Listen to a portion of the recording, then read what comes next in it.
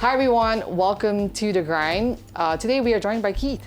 Keith will be joining us for this series. Keith is our sound guy. He makes our services sound phenomenal and our videos sound phenomenal too. So yay, Keith. Yes. So Hello. I think it's going to be a great discussion for the next couple of weeks because we'll be talking about the book of Titus. We're starting a new study, the book of Titus. It's called Right Living, and Pastor Betty kicked us off with the message, and she shared on the life-changing grace of God. And so the whole idea is that right living is not achieved by legalistic means nor by our own works, but trusting in the finished work of Christ. And it's that through God's grace, it is God's grace through faith that produces fruits of righteousness. So really the thing that was in focus was the church and how they should act and carry themselves in the city of Crete. So, but a lot of the things that we learned in the book of Titus can also be parallel to, parallel to what we are also going through in this day and age. So first thing first, how do you think the church appears to the world? It's actually funny. I'm going to use something that happened to me recently as an analogy. I was at McDonald's and I was just ordering something and I had my headphones on. Yeah. And there was this there was an organization that was trying to do like charity work to sell you McDonald's coupons so you can use. But there was like so many. There was like 7 or 8 of them on the floor of just the ordering area. So it's pretty crowded. Oh, you mean 7, 8 of these people selling? Yeah, because they were wearing a red vest. Oh, okay. Right, and I had just had my headphones on, just peacefully ordering. They come up, right? The first one, I took off my headphones to understand it. I thought, oh no, it's okay. And like 2 or 3 more different ones all came up to me. And as I was like waiting for my order, this one lady comes up, right? And I had my headphones was on. And then I saw her come up, and I was like, yes. I politely, I was like, no, thanks, right? And she kept talking, and I was like, okay, wait, I took it off. And in the little Chinese I know, she goes, "You don't care about the children, huh?" And I was like, wow, what a change of pace. And actually, reflecting on that, I was like, is this what non-Christians feel like? Is this what like some of the not nice Christians do to these non-Christians? They're like, oh, you don't care about their life. You want to go to hell, So that kind of like conviction, like approach, kind of gave me like a, how do you say, awakening. Awakening.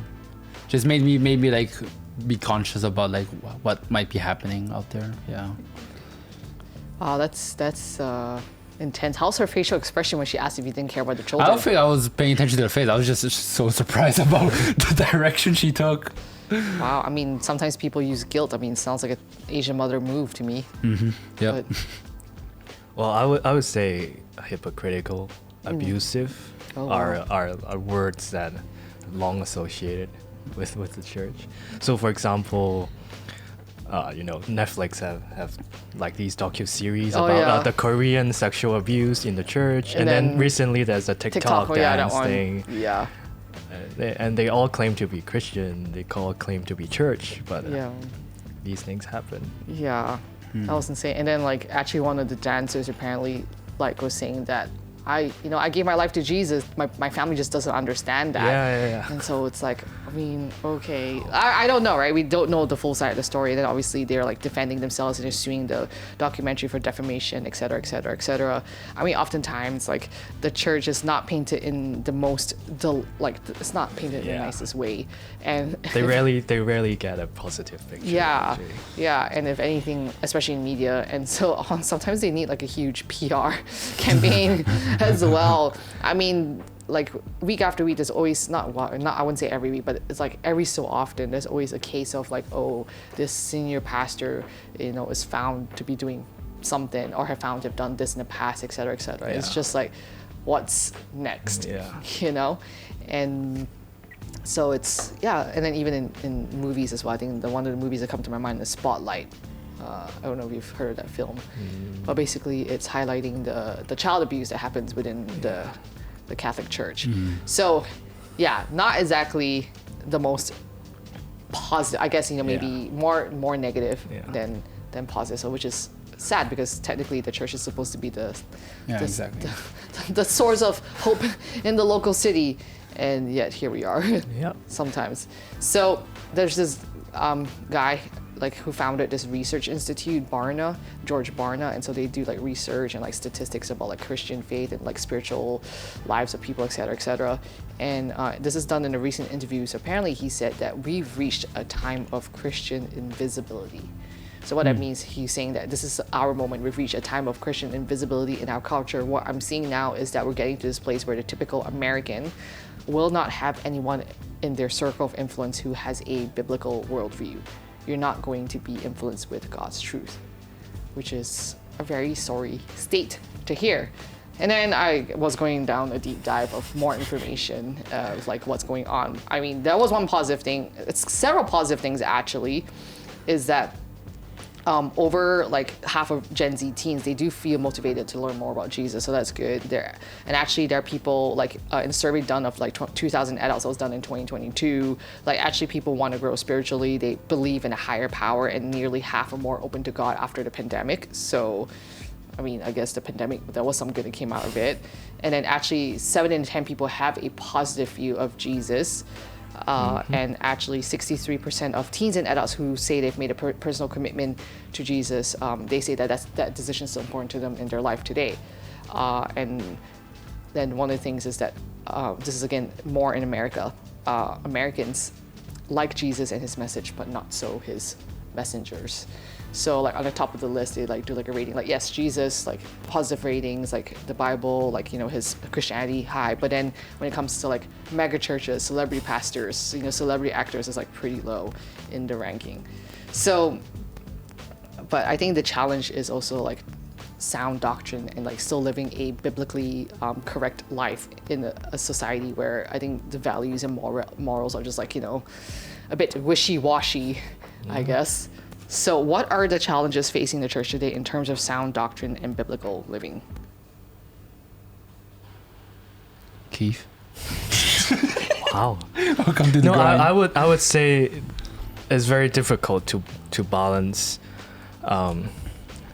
seeker friendly and being a sound doctrine church, because like personally I do want people to be welcomed in the church, but then it's also very difficult to not be offended by what we have to say. Yeah. True. Have you ever met someone who was offended by what the church was teaching when they walked in? Not like walk in, but when they heard about what we believe. Yeah. So for example, like people say I'm a good person. Why do I need a God? Oh yeah, true. God to justify my life or something like that. True. Or like, you know, what is sin? Like why are you saying that I've done mistakes? I'm a good person. Like why are you saying that I'm a sinner? Mm-hmm. Yeah, I think one of the ones I've seen is that they are so used to the rules of the world, and so when we come in and say like, oh, those become secondary because God's rules comes first, then I guess you could say they kind of experience a culture shock. They're like, all these things that I've invested, that I've built my beliefs on, you want me to just put that like discard it, not necessarily get rid of it, but like put that as not as important as I was making it important my whole life, you know. I think, you know, there's such a fine line with like distinguishing what is real Christianity with all these, like as we mentioned, the Korean documentary, right? That, you know, it's hard for especially the non-Christians to know what is true Christianity and what is false, you know. Like for example, like this might be extreme, you know, like when ISIS was coming around, you know, all the Muslims were saying that's not true Islam. Oh yeah. Right? Yeah. At least for that, it's plain and simple that people can obviously distinguish which is which. But then when it comes to Christianity, I feel like this Korean thing, right? Like people who come in and just declare stuff, and people just don't know what the truth is. They don't know where to draw that line. And I think that's why, as you said, need a huge PR thing. Yeah. But then also I think to be fair, there was Islam and ISIS and everything that's going down. I think people still have that fear of Muslims, I think, because of that. Like even though there's a clear distinction, like that's not like the real Islamic way, but then I also think that I think a person who looks more Arabic, they're gonna face more scrutiny at an airport. Unfortunately. Yeah, exactly. Because I think that's just the society perceptions. Yeah, because I don't think what is the most extreme thing that because we don't really hear about Christian terrorism, right? Unless we're just terrorizing people with you're going to hell. Yeah, if you don't repent. I guess. Yeah. Yeah, I also want to add, also a little bit tied to the previous question, is there's a challenge in the church to let people understand that being relatively conservative does not mean morally bad. Yeah, exactly. And being progressive does not necessarily mean morally good. Yes. Yeah, so like explaining all these, I guess, nuances. Yeah. Because there are primary, secondary, and tertiary issues. I think this is what I heard someone explain it. And so because someone was asking should women be pastors, right? And for them, that's not a primary issue. That's more like a secondary, or tertiary issue. It's not something to it's worthwhile to fight and be divided about. I think primary issues certain core things like love God, obey God, no idols before. Basically the 10 commandments. Those are the primary issues, and that's something that we should be most concerned about. And yeah, I do get it. It's you don't want to be too conservative, but then also too progressive either. So what's the balance, right? Because you don't want to be too not of the world. I mean, you don't want to be of the world, but you're in the world. So how do you relate to the world if you're not really relating to the world, right? And so how do we still be living a biblical life and also create a space to draw people in, but also not push people off we're holier than thou. So I think that's the challenge that we face. And I think that's something that also Pastor Betty's challenging us as well, is how do we live a biblically sound life, a right living in this world when we've experienced the grace of God. Because once we experience the grace of God, we can't fall back into our old lives. So yeah, there is challenges with godliness. And if we were to look at Titus and what it looks like to live a godly life, marks of godliness, let me just quickly refer to some of the verses. Basically, for example, it says, show yourself in all respects to be a model of good works, and in your teaching show integrity, dignity, and sound speech that cannot be condemned, so that an opponent may be put to shame, having nothing evil to say about us. That's one way. Or even, I'm looking at chapter 2, by the way, chapter 2:14, it says, who gave himself for us to redeem us from all lawlessness, to purify for himself a people for his own possession who are zealous for good works. So someone who's zealous for good works. So these are just some signs of godliness. So for you guys, what does it look like to live a godly life? Jesus said, if you love me, obey my commands. So there is something we need to do if we love Jesus. All I could think of is WWJD. What would Jesus do? Yeah. But that is very debatable. The exact details are very debatable. Oh, do tell us more.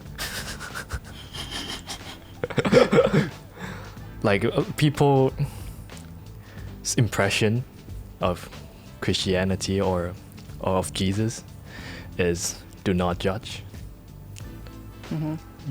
And if you say what would Jesus do, and people would say don't judge me, I can do anything. I see what you mean. And then they will say God is love, so love me. Yeah, love is love, right? Love is love, right? So yeah, I can see how people would take what would Jesus do and warp it. I mean, yeah. We also have I used to have the bracelet, and it was yeah, cool, what would Jesus do? Cool, But yeah, I think if we really went down to what would Jesus do, I think there are some things that Jesus would definitely not condone. But then people but really? But God is love. So yeah, man, I think it's just the world is, it is definitely not easy to live a godly life. Because I think I've had friends who are more, I guess, what's the word, woke. Yeah. And I think speaking to them, it's just wow, the way they see the world is so different, and it's on another, sometimes I don't even know how to engage in conversation. So I just yeah.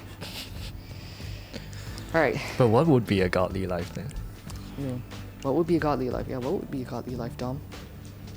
I don't know. How do you summarize it in one sentence?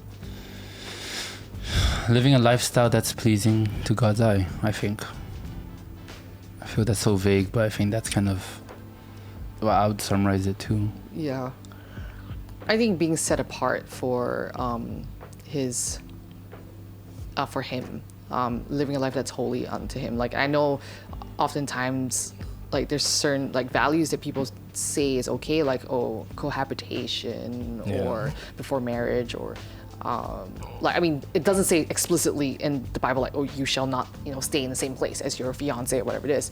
But then the thing is, like, when you do that, you kind of, in a way,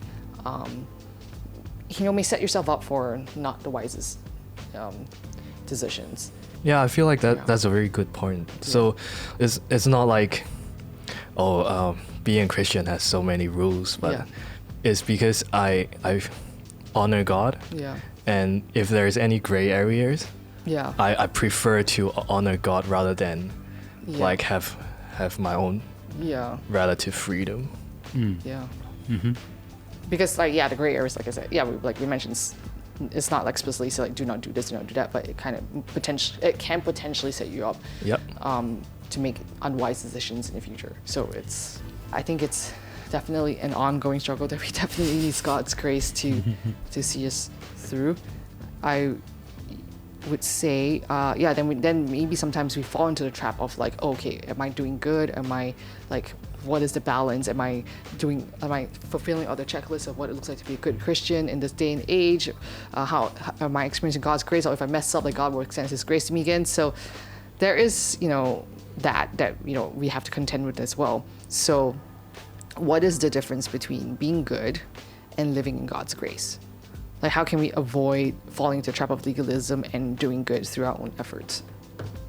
So I think about, like, there is doing good, which is we're supposed to be zealous for good works, right? That's what it says in Titus. But then there's also the other trap of, like, oh, I need to fulfill A, B, and C, D, E, F, G because it says so in the Bible that I must not do it. But then that's more legalistic as opposed to, like, the heart of wanting to honor God. Like, so for example, if I'm saying, like, oh, I'm not gonna, have sex before marriage because it says so in the Bible, it's a sin. But that's a different kind of, like, mind frame, because the reason why I don't want to have sex before marriage is because that is not honoring to the Lord, not because the Bible said so. So that's two different mindsets. So I think that's the balance. Like, sometimes, like, what is our mindset when it comes to doing good works for the Lord? Are we doing it because, oh, it will look good in the eyes of, like, man that I have achieved all of this, or am I doing it because I am out of a relationship with the Lord, out of an overflow of, like, my desire to honor God with my life? Mm-hmm. Yeah, and actually on that topic as well, if you follow God, you actually get the best gift, rather than have a cheap alternative for your immediate pleasure, or benefit or whatever. Yeah. Because, like, we are very good at being legalistic. Are we? Oh, yes. Yeah. I mean, Christians are very good at being. That's why it's, like, it's so strong. I mean, that's the Pharisees, right? The Pharisees were the number one public enemy, number one of Paul to handle, because they were just all like, you must not do this. Why are you working on the Sabbath? Like, why are you doing this? You can't heal, right? So he had a huge problem. They have a huge problem with Jesus healing on the Sabbath, because for them the rule says do not heal or do not do any work on the Sabbath, right? But Jesus is like, So for us, like, are we going to be like, oh, Jesus said don't do any work on the Sabbath, like, if you need help from me, like, forget that, I'm not going to help you, right? Yeah. I think I'm trying to remember this passage from a book I read, but it's along the lines of this, where it was like, I guess in the sense of in this case, is that about the legalistic aspect, that don't use that to gauge how in good terms you are with God. Yeah. I think. Like, don't use, it's like someone, like, don't use these things to gauge how your spirituality with God. I think in the same context that, there are some people who, I mean, a lot of people are become Christians for many reasons, right? And I guess, like, going back to, like, the Pharisees, right? That they were doing it because it was more of a law, right? And I guess maybe an underlying incentive is that they want to enter heaven. Yeah. And that's why they're obeying the laws. So I think what should be the right thing is to not do what the Pharisees did and prioritize it as a relationship, and then following all these side commandments is just like the byproduct of your love in the relationship, right? Yeah, because if you're in a relationship and if you're just doing stuff for the other person just because, oh, that's the right thing to do, I feel it feels very clinical. It doesn't feel very genuine. So, but if you're doing it because, like, oh, you love the person and it's just like a natural expression of your heart towards them, then I think it makes it more, I guess, solid. Like this is something that's worthwhile. It's not like it's not just like more genuine. Yeah, more genuine. Yeah, it's not just like, oh, I'm doing this just because, right? We live in a world where we're primed to think that you need to do this in order to achieve that. I mean, that's how the world works. You're not going to get a good job unless you work hard towards that position, right? You're not going to get certain benefits until you work towards getting those points. Like, say, for example, if I'm going to get a free plane ticket, I need my mileage from my credit card points. So it's not going to be like, hey, here you go, Miss Lynn. Here's a ticket for you. I'm like, oh, that'll be nice, but that ain't going to happen. And recently, I learned about this coveted handbag called. I mean, it's basically a Birkin, and apparently it can go for like over 100K Hong Kong for just a handbag. Right, but things you can't just walk in and buy. You have to collect points to buy this handbag. As in, you gotta buy other stuff from Hermes. You gotta buy a scarf. A scarf would be like this many points. Like a belt would be this many points. And if you achieve this number of points, you're not even able to get the bag just yet. You're eligible to buy a bag, but you're not able to get the bag just yet. Oh man. So, and what was crazy was like apparently recently in Shenzhen, like Sam's Club or whatever it was, they recently sold a whole bunch of Birkins and people went wild because, and I was like, why are people going wild? It's because you don't have to line up, wait ages to get it. You could just go for it. So I think that's how the world works, is like, they make things so exclusive that you need to achieve certain things in order to get it. But I think what God's trying to say is like, hey, you already have my grace. You don't have to do certain things in order to achieve my grace. It's not exclusive. It's for all people. So I think that's something that they're hitting hard. It's like, don't forget this grace it's not earned by you. It's given to you. So I actually think this grace, to me, my impression is that many Christians I know is actually more loose morally than non-Christians. Yeah. So on topics like getting drunk, cohabitation or sex before marriage, they actually they're okay with it. They're okay with it. They're more like the world. Yeah. So that goes back to the first point that I made with like George Bourne. I was saying that we're getting to a place where we will not have anyone in the circle of influence who has a biblical worldview. So. But I'm also reading a book called The Surprising Rebirth of Belief in Christianity, and like scientists, like those who believe in the natural world, so no spiritual realm. Your consciousness is just brain chemicals, reactions, and all that. Actually, more people are willing to at least believe there is a creator God. Maybe not the Christian God, but there is some higher power. Yeah. And the book talk about like Jordan Peterson, if you're into that side. Yeah. And how like people are beginning to get interested in the Bible as well. Yeah. I think there are people who are more open to, yes, quote unquote, a higher power, and whether or not it's Jesus, whether or not it's Allah or whoever it is, they're open to a higher power, the idea of it. And the fact is that Gen Zs now are more open to Jesus. I mean, that's also like, yay, a good thing as well. So it's not like we live in a hardened world, it's like, oh, we're done with Jesus. But I think we are living in a world where, yes, there are, morality, moral concepts are like a bit, here and there, people like kind of like and different standpoints on like certain things, like and I guess interpreting the Bible like they actually really mean that. So yeah, we definitely live in a world like that. We're not living in a world that's like, we were saying no to Jesus. So I think it's like, how can we still be the light and live right in a world that is, I guess, very muddled and just in a way all over the place.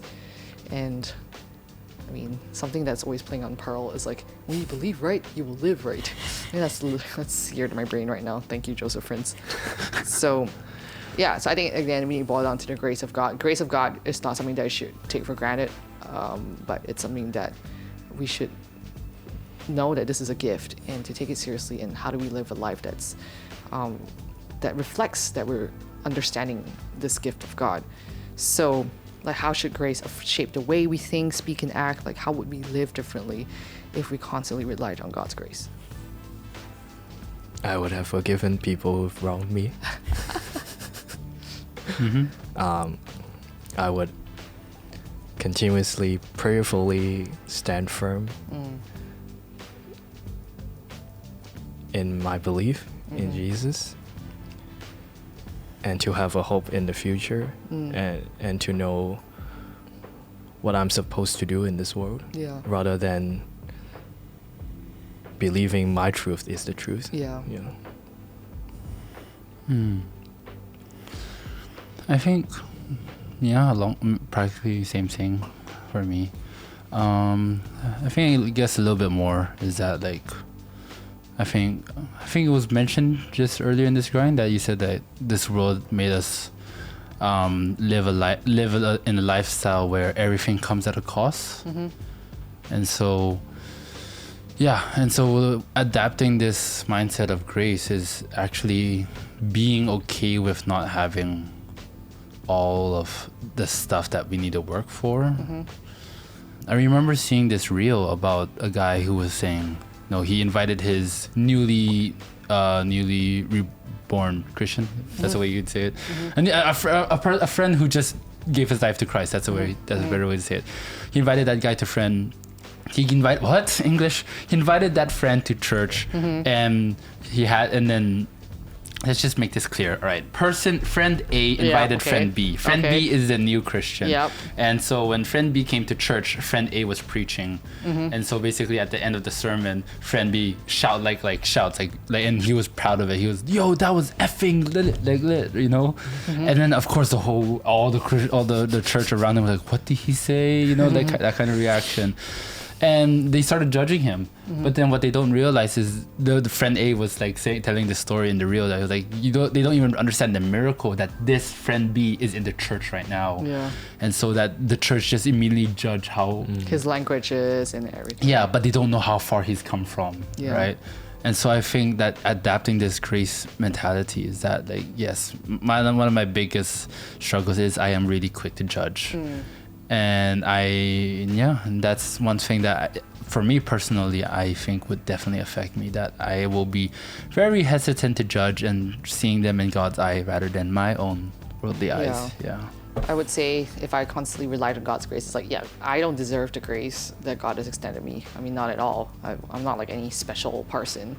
I don't deserve it, but I have it and I've received it. So I think in a way it's more of like, how can I be reflecting that grace in terms of like how I treat other people as well. So definitely, judging people.